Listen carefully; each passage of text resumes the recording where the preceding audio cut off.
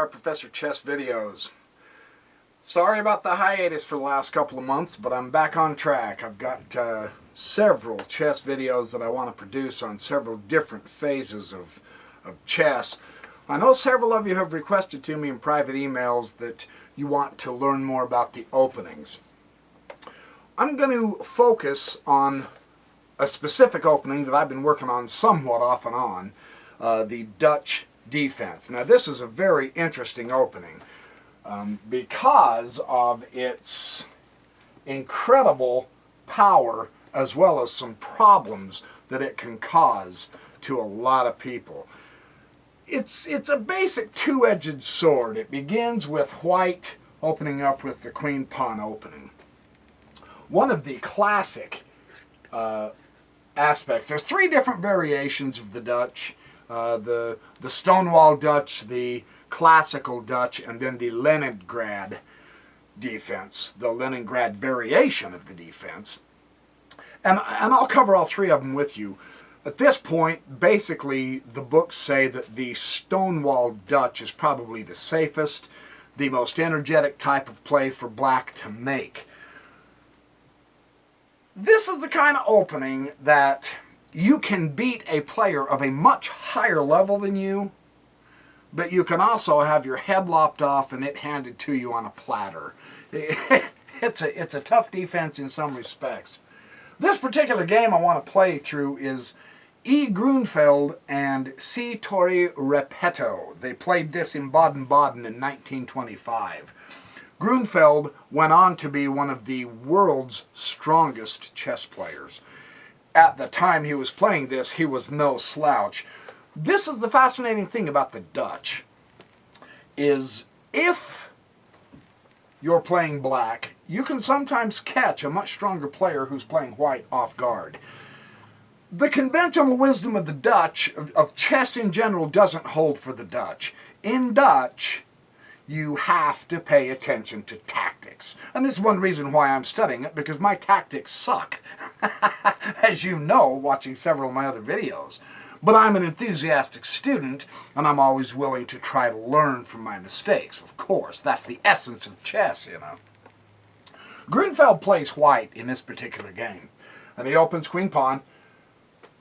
Repetto opens with the typical e6. Of course, he's going to protect his pawn. This is a typical Dutch opening here. I hope that light's not glaring too bad. No, that's not bad. Okay, good. I'm in my basement in my library. And then the classical part of the Dutch, the f5 thrust of the pawn. This announces to white that this is going to be a holy terror. This is going to be a fight to the death. What the philosophy of the Dutch is close up the center and claim these white squares. It's an emphasis on the white squares. And of course, white doesn't want to allow this particular thrust of white squares. This is rather typical of the Dutch, this particular opening. The knight directly behind the pawn f5 on f6 is really typical of the Dutch.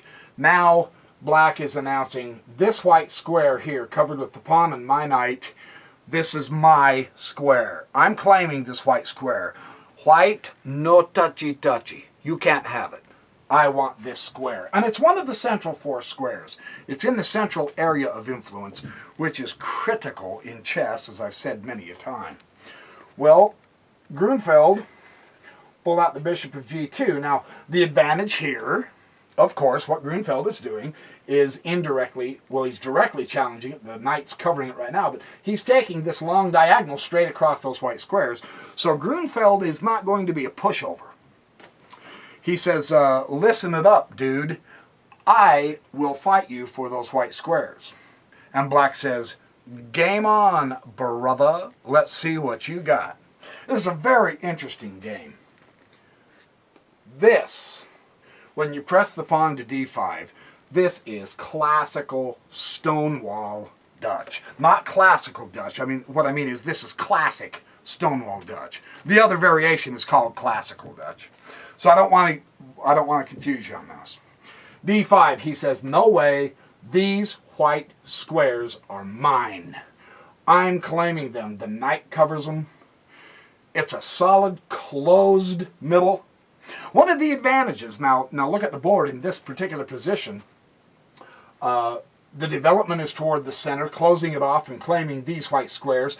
Black, or white, I should say, has a pretty good development here also so far, able to kingside castle. Pretty soon black will be able to kingside castle. This particular thrust on the chessboard is a really good play. Now, as a general rule, as in most openings, as you know, both sides are going to castle on the king's side. I'm going to explain something about the Dutch here in just a moment. In fact, white does castle at this point in time. And, of course, black says, okay, now I'm going to bring my bishop up here to d6. And now black enables himself to castle also. This particular position, so classically Stonewall, is the idea is black closes the center. Do you know what I mean when I say close center? Close center. You can't go through the center. The pawns are occupying that center. So this is a closed center.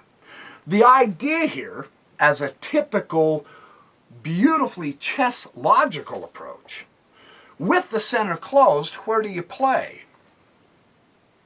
Yeah, the wings, don't you? You play the wings. Lots of space here to maneuver, or a kingside wing. Because nobody, black has closed off any possibility of white throwing up any kind of a combination of an attack toward here with this powerful Stonewall of these pawns. So the idea is to close the center. Now white responds by challenging the center and giving himself a little bit more queenside thrust. This is classically played in the Stonewall, this c4. However, black says, wait a minute, I like the strength that I've produced to keep the center closed, and I am going to keep it closed. So if white has any harebrained ideas of just simply taking that pawn, rather than using this pawn, black would respond with that pawn, and you would still have that very powerful closed center. Now, the other beautiful thing about this, at this point, from black's vantage point, is now he's got a bishop that's out here. This bishop, the Silman technique, the Silman thinking technique, the Silman chess course, which is all of his books, my favorite teacher of chess of all time. That's my bias. Other people say there are other better teachers. That may or may not be true. That's irrelevant. Silman has taught me more about chess than I've ever known before in my life. I love the man's teaching techniques. This white bishop, here is the downside of this Dutch defense. The white bishop is positively horrible. He is locked in. The white central pawns being of the same color as the white squared bishop, that bishop's not going to play much part in this game. So the downside is you limit one of your powers. The upside is you close out the center from any kind of a type combination power attack by white, and it develops into very good potential kingside attacks against the white king. So that's a couple of the positives and the negatives in this particular defense. And it's important to understand your positives and negatives. Well, Grünfeld put his queen on c2. Now notice this. This is interesting because now it's coming across this direction along these white squares, and the bishop has the potential for these white squares. So the white squares are being contested. Just because a black opponent has claim on those white squares doesn't mean white has to simply give them to him. Not at all. This is chess. You don't have to concede anything to your opponent if you desire not to. Well, Grünfeld sees the power here, and he says, I'm not going to let you have it for free. I'm going to give myself a chance to fight back here. Well, let me keep going, and I'll explain more of the philosophy. At this point, Repetto castles. Okay, a wise choice. You're in the seventh move. It's time to castle. Grünfeld brings this pawn up. In case Repetto has any ideas of taking this pawn, Grünfeld's going to put that pawn there, and he's still going to have two central pawn thrusts helping him control this center. This is rock solid, hence the name stone wall. You know, this is the medieval fortress protecting the castles. Even though they want to be out in the game. Stupid joke, never mind. Now, the crux of the Dutch in this particular variation, in the stone wall, here's the theme both players have to keep in mind. As a general approach, the e4 square. This is the critical square in this game. Okay, just recognize that. When the e4 square is controlled and even possessed by black, right on, baby, he has a good game. On the other hand, if white can get his e-pawn to e4 safely and keep it there, then white has a very good game. This is kind of the overall general wisdom theme of this particular defense. The fight is on the e4 square, and Repetto takes it to Grünfeld. He says, I'm putting that knight there. Now, notice this. Another Jeremy Silman idea comes out, yes? You remember in my video on the knights, my videos on the knights, look at the outpost. Knights need anchors. They need an outpost. Those are used by pawns. These give the knight a solid home. Now that's a sweet outpost. He's past the middle frontier line. He's into white's territory. Mwah! That's a great horse. And lest you think Grünfeld's just going to sit by and take it, he fianchettos his bishop to b2. Now the theme here is he's going to also zip across this dark square diagonal because Repetto with the black pieces has also started to look at the dark squares. You see that? So, I mean, black isn't satisfied with just the white. Black wants the dark squares also. But the theme of the stone wall is the e4 square and the white squares. He wants to have those. Okay? So far it makes sense? You can sense the tension building, can't you? Yeah, this is getting stiff here. After he pushes his bishop, Repetto brings out his knight to d7. You notice the characteristic development. Now, both players are developing really superbly. They've got their pawns coordinating. Repetto has made more pawn movements, so he has a few less powers out, but they're both castled, their kings are tucked away. This is a really good developing game. Nobody is really behind in development as such. It's just an interesting development with so much pressure. No pieces have been exchanged. Everybody is vying for this e4 square. And now it's beginning to be the dark squares that they're looking at too. So Repetto brings in another player here, the knight. Well, Grünfeld says, look, if you can do it, I can do it, man. I'm going to put my knight on e5 and get some central control. Right? That makes sense. I mean, this is heavy-going development, and then Repetto does something interesting. Queen to f6.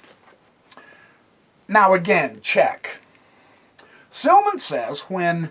all the grandmasters say this. I use Silman because I'm biased for him, because I love him. I do. I love his teaching method. Incidentally, I'm going to have to show you the t-shirt that he gave me. I should be wearing it. I promised him I'd wear it in my next video. Shame on me. I'm going to pause the video. I'll be right back and put on my Silman t-shirt that he sent me for promoting his videos. Woohoo! Yeah, this is more like it. Look at that. magnificent knight. Check this out, man. Silman, 4th edition, How to Reassess Your Chess. Is that spectacular or what? That is so fun. Let's see if you're getting the whole shot. That's my Jeremy Silman t-shirt. He also gave me a hardcover edition of How to Reassess Your Chess of his chess book, which is sensational stuff. I will be sharing a lot of information on Jeremy Silman with you. Okay, now, anyway, back to the task at hand. We have pressure here. Things are going to start happening. Queen to f6 comes out because, as Silman properly taught, the center is closed, right? Okay, so the only option is to go to the wings, either the king wing or the queen wing. Well, in this particular game, it looks like the action's going to start going toward the king side, doesn't it? Yeah, I mean, it's obvious. He's going toward the king side. Repetto wants the king side. And Grünfeld recognizes, look, if you're white in this position and black has built up this kind of a stonewall position and he has powers developed and he possesses the e4 and then he starts bringing out his queen, look, you've got to do something about this knight. This knight's outpost is way too powerful. Grünfeld recognized that, so he pushes the f3 pawn. Now this is classic Steinitz anti-knight strategy. The way to weaken a knight, the way to get rid of a knight, is to threaten its outpost so that it can't stay there, right? Best way to do that is with a pawn. Well, look at it this way. What do you do now? What do you do in this position? You can bring your knight over to here, to g5, but whoop-de-doo, so what? That doesn't do a thing for you. You can pull him over to here, c5, that doesn't do a thing for you except get you taken by the d-pawn, right? You can drop him down to here and lose him. You can take the g3 pawn and basically interrupt the king side a little bit, but why would you swap a knight for a pawn, see? So Grünfeld is following excellent chess logic. Take away the knight outpost. Drive the knight back here. You see that? Watch what Repetto does. At this point, Repetto says, you know what? I have an ace up my sleeve. This is the Dutch defense, amigo. Repetto drops a bombshell and swaps the knight on e5. He is ignoring the threat to his knight there. He continues with his development and plan, eliminates a very powerful outpost knight of Grünfeld's, and now it is total domination of the center by black. Can you see that? This is wonderful stuff. This is powerful. Well, Grünfeld does basically a knee-jerk reaction, but he's in a bind. And he's in a tough situation here. If he takes this knight, this leaves the g4 square unprotected. And he can pull this knight over to here, and then come over to here and fork the rook, the queen, and the bishop. Do you see that? So he's in trouble if he takes this knight. So instead, he takes this knight. It's interesting, Repetto put both of his knights into danger. And here is where MacDonald, I'm using MacDonald's book, Neil MacDonald, starting out the Dutch defense, Everyman chess book, sensational book. Really good introduction, 2006 reprint copy. He takes the e5 with the d pawn, and MacDonald has two question marks. In other words, that's the losing move. That's a blunder. Now the question is, for us who are amateurs, who are beginners, why is that such a blunder? He's forking the queen and the bishop. He's got the pawn covered with his bishop. Why is that move a blunder? It's a very interesting situation what Repetto does here. This is the beauty of the Dutch defense. If you're familiar with the theory and the lines of the Dutch and your opponent is white, he can even be a much stronger player. If he simply makes a knee-jerk reaction move like that, you can wipe him out. Now watch what Repetto does. Bishop c5. Check. What this pawn move did is it enabled Repetto to come at Grünfeld from two different directions. Here, and now he's going to come this way.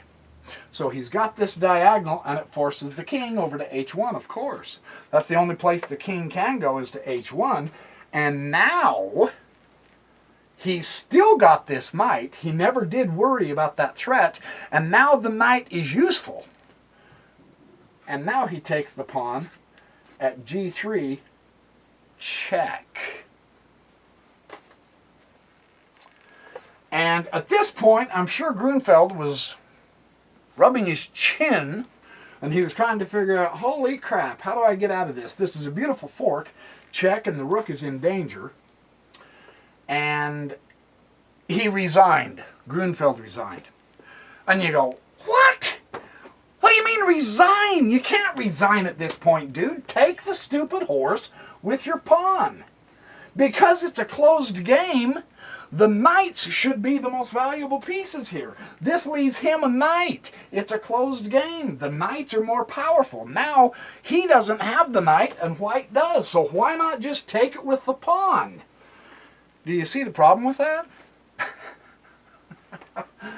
Because now, queen goes to h6, check.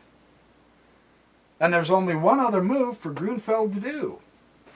And that would be to put the bishop on h3, and of course, the queen's going to swoop down to h3 and go checkmate. This is the shortest game Grünfeld ever professionally lost. 12 moves. 12 moves against a world-class player like Grünfeld. And he succumbed to the Dutch defense. The Stonewall Dutch defense. So this gives you an idea of some of the excitement, some of the power of a potential kingside attack, because the center is always locked. It's closed. It's forbidden territory. Es ist verboten. You cannot go through this. So you have to go around it. Kingside attacks open up for black in the Dutch defense. And that's one of the reasons why I really like it. So this is one game illustrating that. Now I've got another game I want to illustrate with you.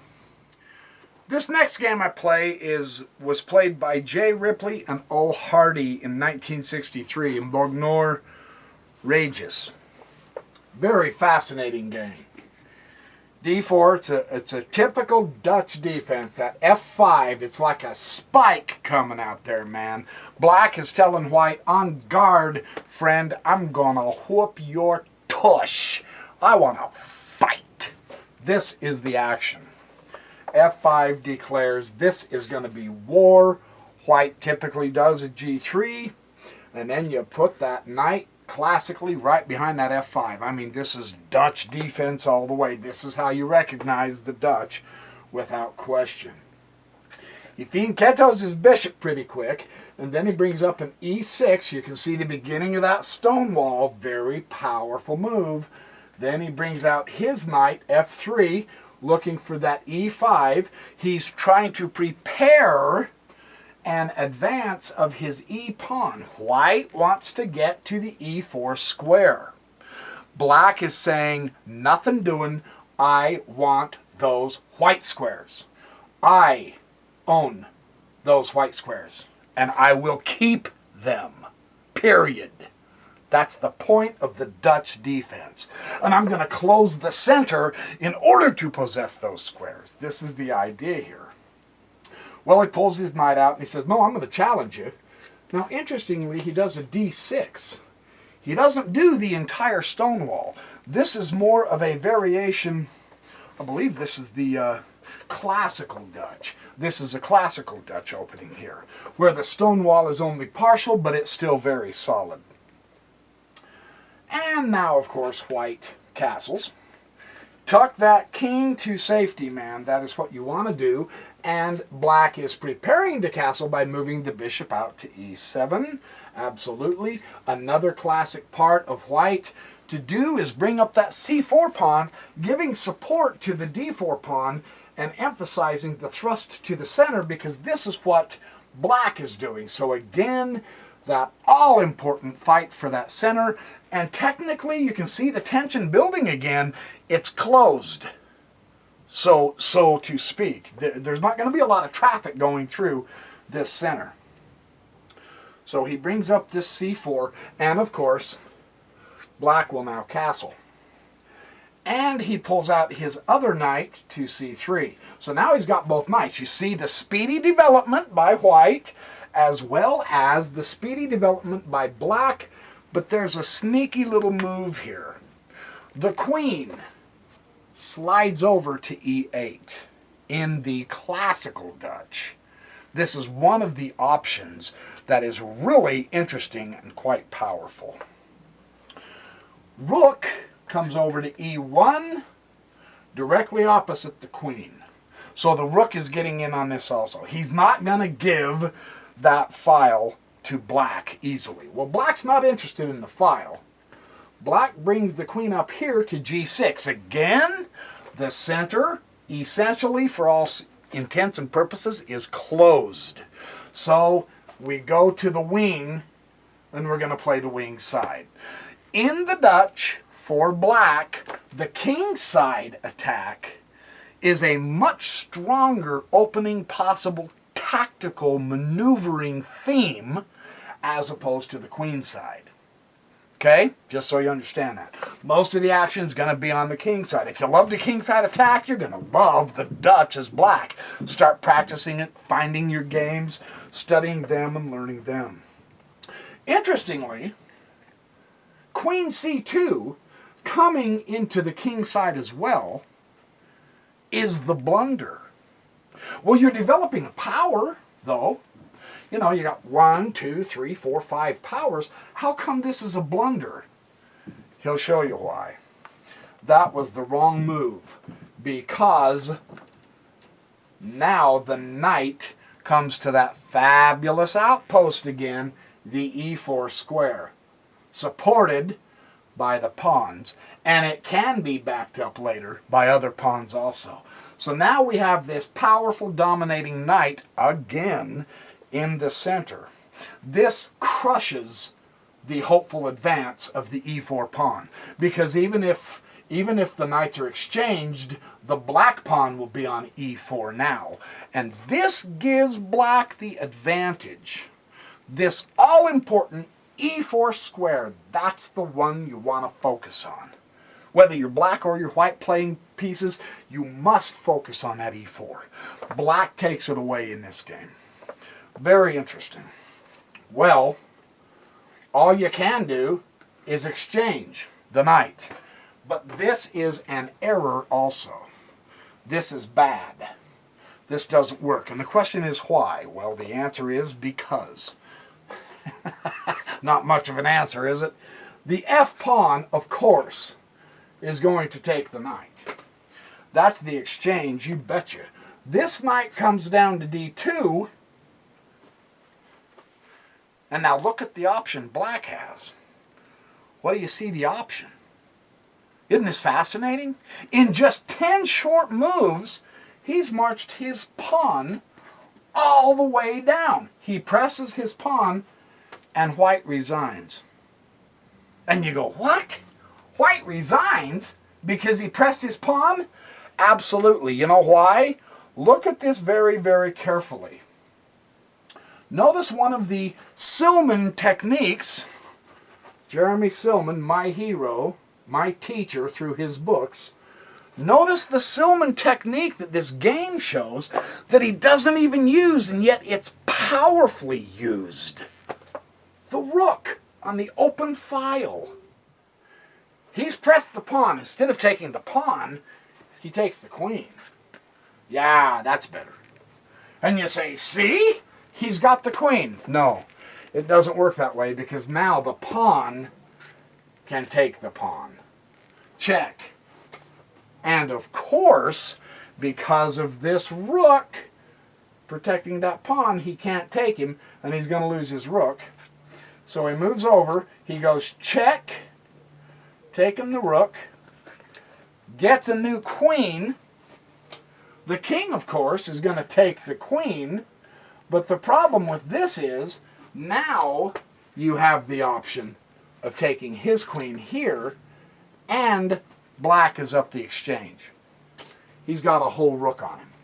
He's got a rook, a bishop, a knight, and a bishop. He's got both rooks, both bishops, and a knight.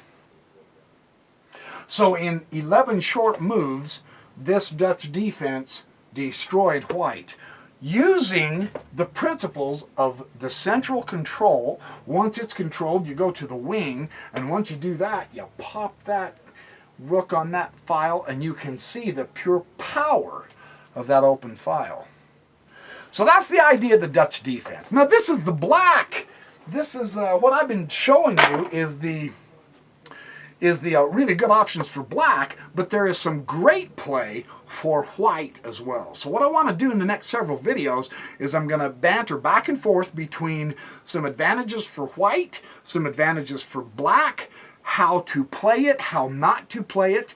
I'm going to show you what MacDonald and Silman and Christensen in their book on the Dutch defense describe as the major themes and the major tactics to look out for when you're exploring and playing with the Dutch. So thanks for watching my videos. Again, I'm sorry it took so long for me to get back. I have several in the pipeline coming down, so I hope to see you in the next chess video.